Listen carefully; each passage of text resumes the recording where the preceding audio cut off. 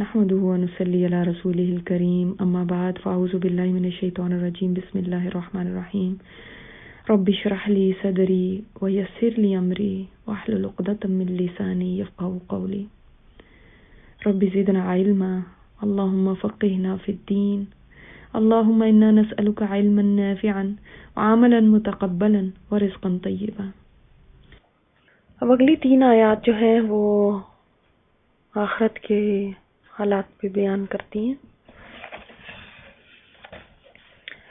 فَإِذَا نُقِرَ فِي النَّاقُورِ، بس جب پھونکا جائے گا سور میں۔ ناقور کیا ہے؟ سور کے لیے آیا۔ ویسے کہتے ہیں کسی چیز پر زور سے مارنے کو جس سے آواز پیدا ہو، تو وہ نفخہ جو پھونکا جائے گا، آپ دیکھیں سبحان اللہ، سمود کے لیے چیخ کی آواز تھی جس سے ان کے ایسے دل پھٹ گئے، ان کے اندر سے خون نکلنے لگا، جہاں پڑے تھے وہیں اوندے منہ گر پڑے۔ ایک آواز ہی تو تھی نا، تو وہ تو کہا جاتا ہے کہ فرشتے کی آواز تھی، اس سے ان کی یہ حالت ہو گئی، پوری قوم ختم ہو گئی۔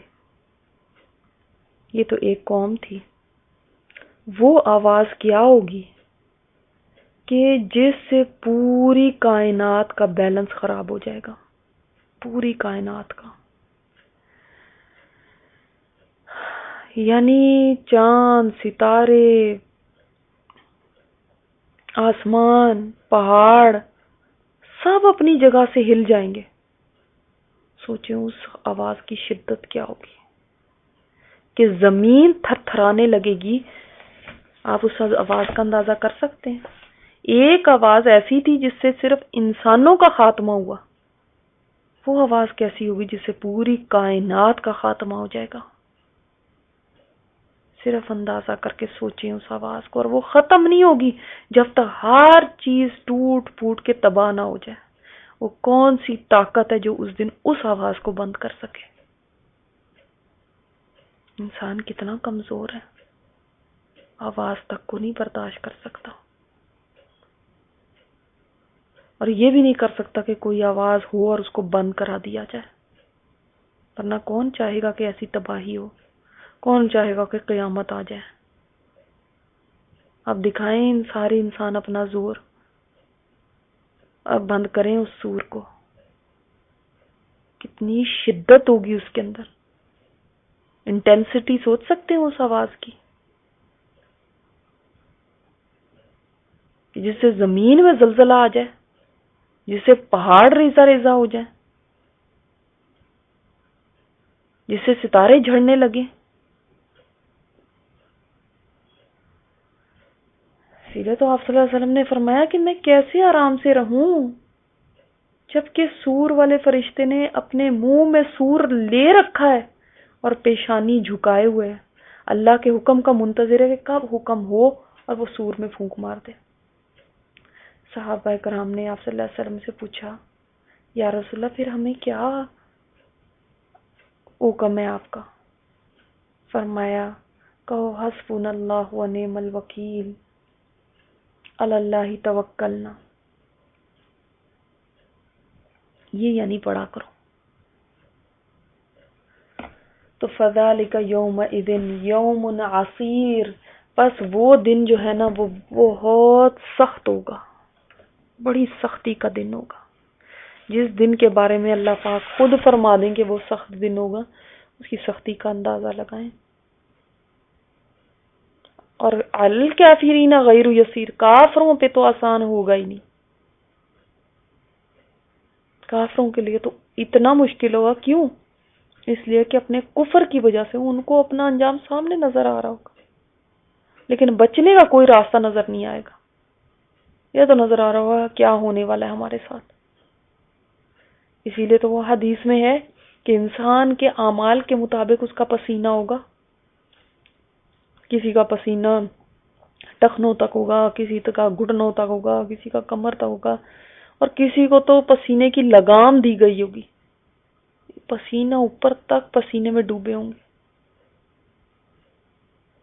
شدید ترین دن ہے نا وہ. جتنا کسی کے اعمال بد ہیں اتنا ہی زیادہ اس کے لیے سختی ہے اس دن، اتنا ہی زیادہ اس کے لیے وہ دن مشکل ہے. آپ دیکھیں جو ایمان والے ہیں وہ تو کیلولہ کے وقت تک جنت میں اپنے مقام تک پہنچ بھی جائیں گے، ان کے گھر ہیں وہاں تک پہنچ بھی جائیں گے. باقی ابھی وہیں کھڑے میں حشر کے میدان میں اپنے حساب کتاب کرا رہے ہیں، وہ جا کے اپنے گھروں میں آرام بھی کر لیں گے. ویسے مماثلت تو کچھ نہیں ہے، میں صرف آپ کو ایک اندازہ کرنے کے لیے بتا رہی ہوں، ورنہ بالکل کمپیریزن تو نہیں کر سکتے. آپ ایئرپورٹ پہ جاتے ہیں، بعض لوگ جلدی جلدی نکل کے، ان کے پاس سامان تھوڑا ہوتا ہے، وہ ان کو نہ کھڑا ہونا پڑتا ہے اپنا سامان وصول کرنے کے لیے، نہ چیکنگ کرانے کے لیے، وہ ہینڈ کیری ہوتے ہیں، وہ جلدی جلدی نکل کے وہ سواری میں بیٹھ کے اپنے گھر پہنچ کے آرام بھی کر لیتے ہیں. اور بعض لوگ ابھی وہیں لٹکے ہوتے ہیں، ان کی امیگریشن نہیں پھنسی ہوتی ہے، ان کا سامان نہیں آ رہا ہوتا، ان کی چیکنگز ہی ہو رہی ہوتی ہیں، ابھی تک ان کا حساب کتاب ختم ہی نہیں ہوا ہوتا ابھی. تو بعض کے لیے ایسا ہوگا، بعض کے لیے آسانی بھی ہوگی، لیکن سب ڈیپینڈ کس پہ کرتا ہے، اس کا عمل کیسا ہے. جتنا عمل نیک ہوا اتنی جلدی خلاصی ہو جائے گی، اتنی آسانی ہوگی. جتنا عمل خراب ہوگا اتنا ہی مشکل ہوگا. تب کافروں کے لیے تو بالکل ہی آسانی نہیں ہے.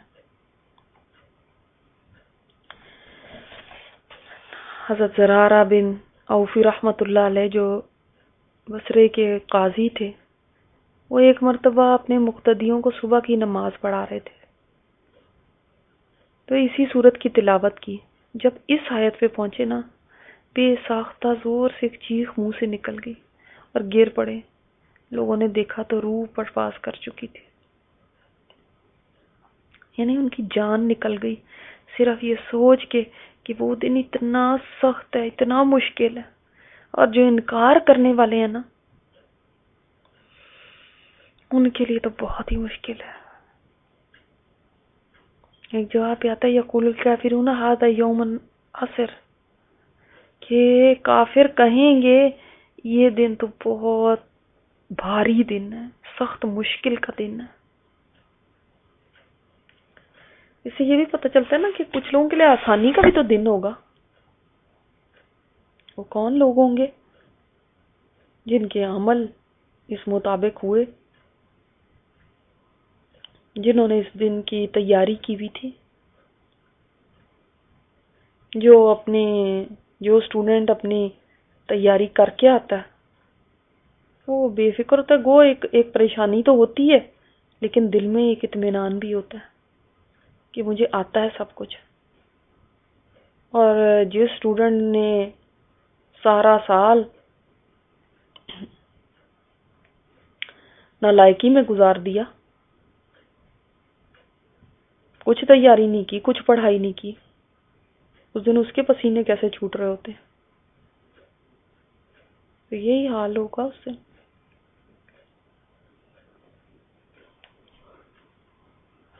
اب آیت نمبر 11 سے 26 تک ایک ہی مضمون ہے. یہ ولید بن مغیرہ کے بارے میں آیات نازل ہوئی. سورہ قلم میں بھی آپ اس کے بارے میں پڑھ چکے ہیں نا.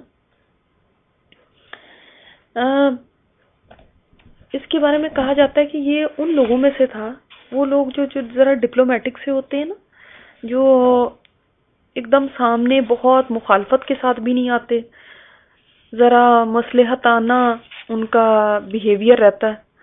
وہ کہتے ہیں کہ بس دیکھیں نہ کوئی بہت فساد لڑائی جھگڑا نہ کرو، بس ایسے ایسے چلو، چاہے حق کے کچھ بھی ہے باطل کچھ بھی ہے اس کی پرواہ نہ کرو، بس یہ نظام چلتا رہے، سکون کے ساتھ چلتے رہو، بس امن و امان رہے، اور چاہے باطل ہی پریویل کرے اس سے کیا فرق پڑتا ہے.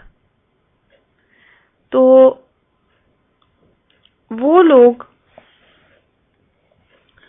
جو حق سامنے آنے کے باوجود جس نے اس کو قبول نہیں کیا اپنی چودراہٹ کی وجہ سے، کہ میری چودراہٹ نہ چلی جائے، مجھے سرداری ملی ہے وہ نہ چلی جائے، یہ وہ جو درمیانہ سا کردار ہوتا ہے نا کہ ادھر کو بھی ہوئے ادھر کو بھی اسلام کو بھی سمجھ گئے ہیں پورا کہ یہ بھی ٹھیک ہے، لیکن اس وجہ سے ایمان بھی نہیں لے کر آتے کہ پھر اگر ایمان لے آئے تو ہمارا بنے گا کیا، ہمارے تو یہ سارے عیش آرام چھوٹ جائیں گے۔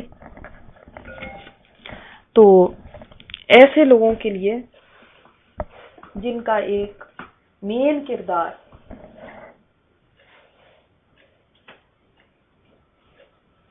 ولید بن مغیرہ کا تھا، اس کی مثال یہاں پہ دی گئی ہے۔ چونکہ سورہ قلم میں تو ہم اچھے طریقے سے پڑھ ہی چکے ہیں اس کے بارے میں، وہاں پہ تو کافی ڈیٹیل کے اندر آیا ہے اس کے بارے میں، یہاں پہ ان آیات میں بھی اسی شخص کے لیے اللہ تعالیٰ نے فرمایا، کیونکہ اللہ تعالیٰ کا اس کے اوپر بہت زیادہ غصہ ہے، تو اللہ تعالیٰ نے فرمایا ذرنی، چھوڑ دیں اے نبی مجھے، یعنی اس کے لیے اس کو آپ میرے حوالے کریں، میں خود ہی اس سے نپٹ لوں گا۔ وَمَنْ خَلَقْتُ وَحِيدًا، مجھے چھوڑ دیں اور جس کو میں نے پیدا کیا اکیلے، یا یہ کہ اس کو میں نے اکیلا پیدا کیا، کیونکہ وہ بہت کہتا تھا نا کہ میں تو بہت اپنے آپ کو بڑی چیز سمجھتا تھا، کہتا تھا کہ میں وحید ابن وحید ہوں، یعنی اپنے آپ کو کہتا تھا کہ میں یکتا ہوں، جس کو کہیں گے کہ منفرد ہوں، میرے جیسا اور کوئی ہے نہیں، اور منفرد کا ہی بیٹا ہوں، میرا باپ بھی سب میں ایک ہی تھا اور میں بھی، بس میرے جیسا کوئی ہے ہی نہیں جس کے پاس ایسا مال ہو، ایسی دولت، ایسا سٹیٹس، ایسی سرداری، یہ سب کچھ۔ تو اپنے آپ کو بہت بڑی چیز سمجھتا تھا، اور اس کے پاس اللہ کی دی ہوئی نعمتیں بھی بہت زیادہ تھیں، اس لیے بھی اس کا دماغ جو ہے وہ بہت تکبر اس کے اندر بھر گیا تھا۔ اللہ تعالیٰ نے فرمایا کہ مجھے چھوڑ دو اور اس کو جس کو میں نے پیدا کیا اکیلا، یعنی ماں کے پیٹ سے تو کچھ نہیں لے کر آیا تھا نا، اللہ تعالیٰ نے ہی سب کچھ دیا بعد میں، تو جب پیدا کیا تھا اس وقت کچھ نہ تھا، نہ مال تھا، نہ بیٹے تھے، کچھ بھی نہیں تھا، تو میں خود ہی اس کو نپٹ لوں گا۔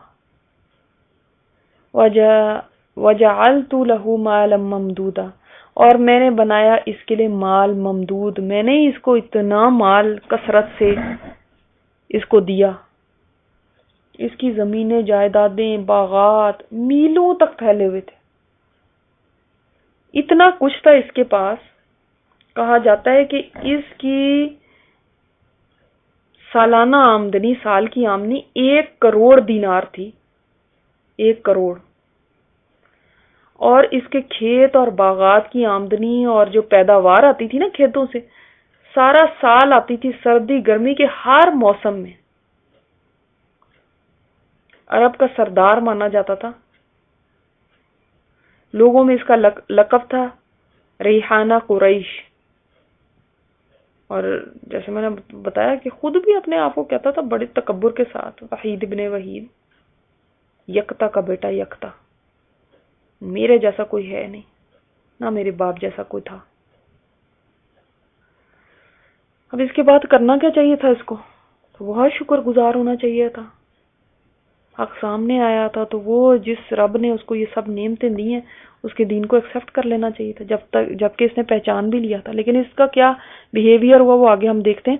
وہ بنینا شہودا، اور بیٹے اول تو ویسے ہی اس زمانے کے اندر تو آپ کو پتا ہے نا بہت ہی زیادہ اس چیز کو بڑا مانا جاتا تھا جس کے جتنے زیادہ بیٹے ہوتے تھے، کیونکہ بیٹے اسٹرینتھ کی علامت سمجھے جاتے تھے نا۔ تو اس کے تو بیٹے کہا جاتا ہے 10 بیٹے تھے، کہیں 12 تھے، کہیں 13 تھے، اینی ہاؤ مطلب بہت سارے بیٹے بھی تھے، اور ساتھ کیا تھا؟ شہودا، حاضر رہنے والے، یعنی جو اس کے سامنے رہتے تھے، اس کی نظروں کے سامنے۔ کیوں؟ اس لیے کیونکہ یہ اتنا امیر تھا، اس کو بیٹوں کو کہیں بھیجنے کی ضرورت نہیں تھی۔ دیکھیں نا آپ لوگ بیٹوں کیوں اپنے سے دور بھیجتے ہیں؟ ماں باپ کے لیے تو آنکھوں کی ٹھنڈک اسی میں ہوتی ہے کہ ان کے بچے ان کی نظروں کے سامنے رہے. لیکن کیا ہوتا ہے آج کے وقت میں بھی، جیسے دور دور ملکوں میں بھیج دیے جاتے ہیں، پھر اس کے بعد سالوں سال ایک دوسرے کی شکل نہیں دیکھتے. کہیں کمانے کی مجبوریاں، کہیں تعلیم کی، کہیں کچھ، کوئی کسی کا کچھ سلسلہ، کسی کا کچھ. لیکن جو بہت امیر کبیر لوگ ہوتے ہیں، آپ نے دیکھا ہے، وہ زیادہ تر اپنے بیٹوں کو اپنے پاس ہی رکھتے ہیں، اپنے ہی بزنس میں شامل کر لیا، اپنے ہی سامنے رکھا. یہ وہی، ہمیں ضرورت ہی نہیں ہے کہ ہم اپنے بیٹوں کو دور بھیجیں. ان کے پاس اللہ کا دیا اتنا کچھ ہوتا ہے. تو اس کا بھی یہی حال تھا کہ اتنا کچھ اس کے پاس تھا کہ باقی لوگ جاتے تھے تجارت کرنے کے لیے، دوسری جگہوں پہ جاتے تھے. ظاہر ہے تجارت میں بہت بہت عرصہ ان کو دور رہنا پڑتا تھا، لیکن یہ اس کے بیٹے اس کے سامنے ہوتے تھے، اس کا سہارا تھے، اس کی نظروں کے سامنے تھے. یہ بھی اللہ کی ایک نعمت ہے نا کہ کسی کو یہ سب ملے. اس کے پاس بیٹھے رہتے تھے، اس کے علاوہ نوکر چوکر لونڈیاں غلام کام کرتے رہتے تھے. یہ اپنی زندگی مزے سے اپنی اولاد کے ساتھ گزارتا تھا. دیکھیں یہ چیزیں بہت کم ہی لوگوں کو سب ملتی ہیں نا، مال بھی ہو اور اتنے بیٹے بھی ہوں، اور پھر وَمَهَّدتُّ لَهُ تَمْهِيدًا، اور میں نے بچھایا اس کے لیے، یا میں نے کشادگی عطا کی اس کو. کشادگی کی دولت اتنی تھی، لمبی عمر بھی اللہ نے اس کو دی، سرداری بھی دی، ناموری شہرت بھی دی. اور ایسے لوگوں کے پیچھے تو ویسے ہی لوگ لگ جاتے ہیں، یعنی پھر لوگ ان کی خام خواہ میں ہی سننے لگتے ہیں. لیکن یہ تو وہ بھی تھا جو بڑے عرب میں سمجھا جاتا تھا کہ بہت یعنی حکمت والا آدمی، سمجھدار آدمی اس کو سمجھا جاتا تھا. سمجھ بھی تھی اس کے اندر. تو کون سی نعمت کی کمی تھی؟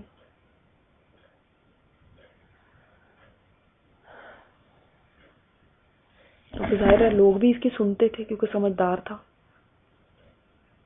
لوگ اس کو بڑا مانتے تھے. ثم یطمع ان ازید، پھر بھی جب اس کو اتنا کچھ دیا ہوا ہے، پھر بھی اس کو یہ لالچ کیا کہ میں اس کو اور زیادہ دوں. یعنی کفر اور نافرمانی کے باوجود اس کو طمع کس چیز کی ہے کہ اس کو دنیا میں بھی اور زیادہ ملے، اور آخرت میں تو ملے گا، کیونکہ وہ یہ سمجھتے تھے کہ یہاں پہ جب اللہ نے دیا تو وہاں پہ کیوں نہ دے گا. ہم سے اللہ خوشی ہے جو یہاں پہ ہمیں دے رہا ہے. تو اس سے پتا چلتا ہے کہ اتنا ہرگز تھا یہ نہیں سوچتا تھا کہ اللہ نے تو مجھے یہ سب نعمتیں دی ہیں، لیکن میرا کیا رویہ ان ریٹرن. الٹا اور سمجھ رہا ہے کہ مجھے اور ملنا چاہیے. حدیث میں آتا ہے نا کہ اگر ابن آدم کے لیے سونے کی ایک وادی ہو تو وہ دوسری کی خواہش کرے گا. یعنی ایک وادی پوری سونے کی بھی ہونا تب بھی انسان کو کیا ہوتا ہے، اور ایک اور ہونی چاہیے. دوسری بھی ہو تو دوسری کے بعد تیسری ہونی چاہیے. فرمایا ابن آدم کا پیٹ مٹی کے سوا کوئی چیز نہیں بھر سکتی. یعنی قبر کی مٹی اس کا پیٹ بھر سکتی ہے. قبر میں جاتا ہی ہے تو تبھی وہاں پہ جا کے اس کی یہ حوث ختم ہوتی ہے، ورنہ دنیا میں رہتے ہوئے تو واقعی آپ دیکھ لینا، کسی ایک دکان ہے تو اس کو یہ ہوتا ہے کہ میں دوسری بھی ڈال لوں. کسی کا ایک کاروبار ہے تو وہ اس کو ایکسپینڈ کرے گا، دوسرا بھی ایک اور شروع کر لوں. کسی کے پاس 20,000 سیونگ ہے تو وہ کہے گا کہ اب 40 ہونی چاہیے. جب 40 ہو جائے گی تو وہ کہے گا اب 70 ہونی چاہیے. 70 ہوگی تو کہے گا 1,00,000 تو ہو ہی ہونا. جب 1,00,000 ہو گئی تو کہے گا نہیں ابھی بھی نہیں صحیح. 1,00,000 کیا ہے، 1,00,000 سے تھوڑا اوپر ہی جانا چاہیے. اور تھوڑا اوپر جاتا ہے تو اب اس کو وہ بھی تھوڑا لگنے لگتا ہے، پھر اس سے بھی زیادہ. جو 2 کمروں کے گھر میں رہتا ہے وہ کہتا ہے 3 ہوں تو پھر صحیح ہے، پھر زیادہ کشادگی ہو جائے گی. جس کے پاس 3 ہے وہ 4 ہے، اور 4 والا بھی کہتا ہے کہ نہیں ابھی بھی تنگی ہے. تو دیکھیں انسان کی طمع ختم ہوتی ہی نہیں ہے ساری زندگی. تو وہ اس کے پاس اتنا کچھ ہے، پھر بھی یہ ابھی اس کو یہ طمع ہے کہ مجھے اور ملے. اللہ تعالیٰ نے فرمایا کلا، ہرگز نہیں، ایسا نہیں ہو سکتا. یعنی اس کو کچھ نہیں ملے گا. اور اِنَّهُ كَانَ لِآيَاتِنَا عَنِيدًا، یہ تو ہماری آیات سے عناد رکھنے والا ہے، دشمنی رکھتا ہے، جان بوجھ کے اللہ تعالیٰ کی آیات کی مخالفت کرتا ہے. یعنی ایک تو نعمتیں لے کے اب حال یہ اس کا کیا ہے کہ اللہ ہی کی آیات کے خلاف کھڑا ہو گیا. تو اللہ تعالیٰ نے فرمایا سأرہقہ صعودا، ان قریب میں چڑھاؤں گا اس کو کٹھن چڑھائی. یہ اونچا ہونا چاہتا ہے نا، بلند ہونا چاہتا ہے، بڑا بننا چاہتا ہے، تو میں بھی اس کو کٹن چڑھائی چڑھاؤں گا. یعنی وہاں پہ بھی میں نے آپ کو جیسے بتایا نا، چڑھائی کے معنوں میں بھی آ گیا سعودہ کا معنی، اور دوسرے یہ بھی ہے کہ یہ ایک آگ کا پہاڑ ہے جہنم میں، جس میں ان کو پیچھے سے مارا جائے گا، آگے سے کھینچا جائے گا کہ چڑھو. جو اس عذاب میں ہوں گے جب وہ اوپر تک پہنچیں گے تو وہاں سے ان کو دھکا دے دیا جائے گا، پھر جا کے نیچے گر پڑیں گے، پھر ان کو کہا جائے گا اب چڑھو، نیچے سے دھکیلا جائے گا، اوپر سے کھینچا جائے گا، پھر وہ چڑھنے شروع کر دیں گے. چڑھائی چڑھنا ویسے ہی کتنا مشکل کام ہوتا ہے نا.